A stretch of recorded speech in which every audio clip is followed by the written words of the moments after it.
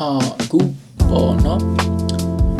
UK visa တွေလည်းပေးလိုက်ပြီးအဲ့အတွက်ကြောင့်မလို့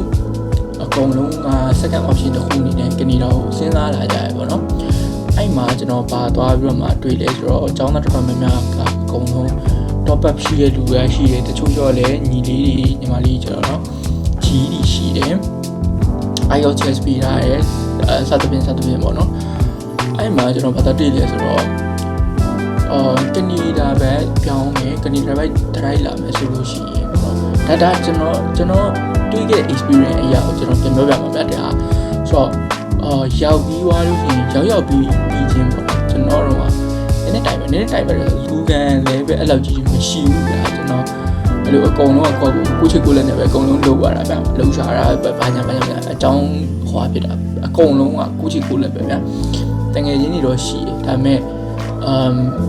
ဆွေမျိုးတို့ဘာလို့လူကြီးမရှိဘူးဗျာပြောရရင်အဲ့လိုမျိုးဆိုတော့နည်းနည်းတချို့ကိစ္စတွေမှာဆိုလို့ရှိရင်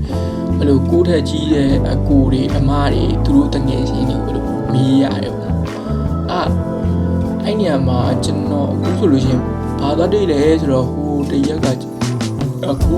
test failing လုပ်ရတယ်လို့ပြောတယ်ဗျ test failing လုပ်ရတဲ့ကိစ္စကိုကျွန်တော်မသိဘူး honestly ပြောရလို့ရှိရင်မသိဘူးဆိုတာဒါကျွန်တော်ရိုးတော့မှမှားတာပေါ့ဂျားထဲမှာလည်းပဲကျွန်တော်သွားတော့ဂျားထဲမှာဆိုမနစ်ကတနေ့လောက်ဘာမှမလုပ်ဘူးဗျဒါပေမဲ့ဒီနှစ်မှာတော့ကျွန်တော်နဲ့အလုပ်လုပ်နေတယ်အလုပ်ကျောင်းမှာလည်းတူတယ်ဗျအလုပ်လည်းတူသူကနေပြောပြပြီးတယ်နော်ပြောပြပြီးဆိုတော့သူသွားမဲ့လမ်းကြုံတယ်ကျွန်တော်ဟောပါဗျအဲ့တော့လိုက်သွားပြီးတော့မှသူနဲ့test failing နေပါလို့ရတဲ့အကြောင်းတွေပဲမေးကြည့်ရပါဗျသူပြောတဲ့ဘယ်လိုပြောမလဲ consultant ပေါ့သူစီမှာသွားမေးကြည့်တော့အဆင်ပြေဆိုတော့ဘယ်လိုပြောမလဲဘိုင်လို့ရမယ်ဆိုတော့အနေ generally အကုန်မဟုတ်တော့မှတိလာဗျာကျွန်တော်လည်းအဲ့ဘက်ကိုတီချာကြီး focus မထားပြုတ်ဘူးဆိုတာလေဘာလို့ဆိုတော့ okay ရမလားဒါတွေက full time ရလာမှလို့ပဲကျွန်တော်စိတ်ထဲမှာထင်ထားလိုက်တာဗျာတီချာမကြည့်လိုက်တာကျွန်တော်ဘက်ကအားနေပါတဲ့အချက်တစ်ချက်ပေါ့နော်ဒါပေမဲ့အခုဒီနေ့မှာစပြီးတော့မှလောက်ရမှာဆိုတော့ဒီနေ့မဖြစ်မနေကျွန်တော်လောက်ရမယ်ဆိုတော့အခုလာမယ်ပေါ့နော်လာမယ်ဆိုတော့လို့ဒီကနေဒါပဲလာဖို့စဉ်းစားနေညီလေးမာလေးရှိတယ်နော်လူတွေရှိရဲဆိုလို့ရှိရင်ကျွန်တော်ဒီက sharing လုပ်ပေးနေတာပါဆိုတော့test reading နဲ့တော့ဒီကြောင့် focus အားဖြင့်လုပ်ကြပါတော့အဲ့ဒါအရေးကြီးတယ်ဘာလို့လဲဆိုတော့ပြန်ပြီးမှကိုယ်တို့က benefit ရတာမဆိုးလို့ပြောပြရတယ်နောက်တစ်ချက်ရှိတာကဘာလဲဆိုတော့အဲ့လို license ကနေဒါမှာpublic transport မယုံနဲ့ reliable ပဲမျိုးမှနေပဲ honestly အဲ့ဒါတခုဆိုတော့ကျွန်တော်ဆိုလို့ရှိရင်license ဖြည့်ရဲ့ဟာတွေပဲဆိုလို့ရှိရင်နည်းနောက်ကြတယ်လို့ပြောလို့ရတယ်အဲ့အတွက်ကြောင့်မလို့မြန် license ဖြည့်လိုက် license ဖြည့်ပြီးတော့လေမြန်ကားဝယ်လိုက်အဲ့အကောင်းဆုံးပဲကွာဘာဖြစ်လို့လဲဆိုတော့ကားဝယ်ဖို့ suggest လုပ်လဲဆိုတော့public transport ရ unreliable ဖြစ်တဲ့အတွက်ကြောင့်မလို့ဘာလို့ရလဲဆိုတော့ကိုကအချိန်နဲ့သွားနေတဲ့အချိန်တွေရလို့ရှိရင်အချိန်တူရတယ်။နောက်ပြီးသွားလို့ရှိရင် maybe တနားရီလောက်နဲ့ရောက်တဲ့ခရီးကိုကိုက2နာရီ3နာရီအဲ့လောက်အချိန်ပေးရတယ်ဗျ။အဲ့တော့လမ်းမှာမကုန်နေမဲ့အချိန်ကြီးအရင်ကုန်တယ်အရင်နဲ့ဆိုလို့ဖြစ်တယ်။ဖြစ်တဲ့တော့ကြောင့်ကျွန်တော်တို့ honestly ပြောလို့ရှိရင်မကြိုက်ဘူး။ဘာဖြစ်လို့လဲတော့မသိဘူး။ဘာတော့သွားလီယာအကုန်လုံး public transport နဲ့အားနေသွားလို့ရနေတဲ့နေရာမျိုးဆိုတော့ကျွန်တော်တို့ကတော့အဲ့ဒါကိုတော့နည်းနည်းလွမ်းမိရပါတော့ထားပါတော့ဆိုတော့အဲ့ဒါရှိရ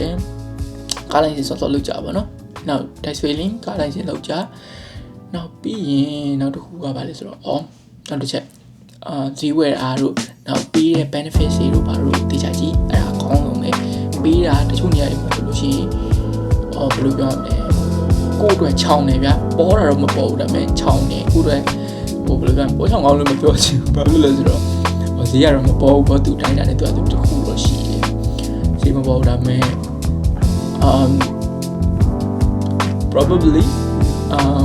ကိုယ့်အတွက်အသုံးဝင်တဲ့ပစ္စည်းရှိရဗျာပေးရတယ်ဘယ်လိုပြောမလဲကျွန်တော်ဆိုလို့ရှိရင်ဘယ်ဟာတွေကလေးလို့ရတယ်ဆိုအခုကြောင်းတက်နေတော့ဆိုလို့ရှိရင်အဲ့ device တွေဝယ်တယ်